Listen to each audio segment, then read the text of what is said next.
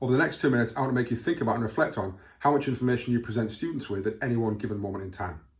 And this is really an insight into learning design and slide design. So what do I mean? Well, quite often we have really what I would call busy classroom slides with lots of information on, different images, different pictures, lots of different bullet points, text, paragraphs, and it can be quite overwhelming to a lot of our students. So it's thinking about how can you simplify that so you're only putting on the screen or on your board what you want the students to look at that given moment in time, and not have everything else on there for the whole lesson or for that 10-minute period.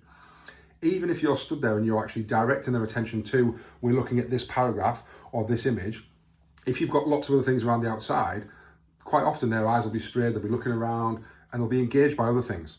So it's how do you strip all that out and actually just have that one thing on the screen at that one moment in time. And you can do that via lots of different ways. You can kind of have multiple different slides. You can actually cover things over with like semi-transparent shapes or kind of, just blocks of white kind of squares and rectangles to cover things over. You can use your animations in PowerPoint, Google Slides, etc., to only bring things up. But it's about actually simplifying it down so we can direct our students' attention to the one key area that we're talking about, rather than potentially send them into cognitive overload because there's so many things on the board, there's so many things to look at, and you're trying to get them to look at one thing, but they're looking at something else.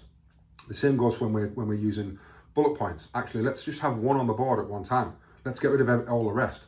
And even if you're talking and you've been making them appear one by one, actually, if you're at the fourth one down, there's nothing to stop the kids rereading those ones above still, and they're not really focused on the one you're there.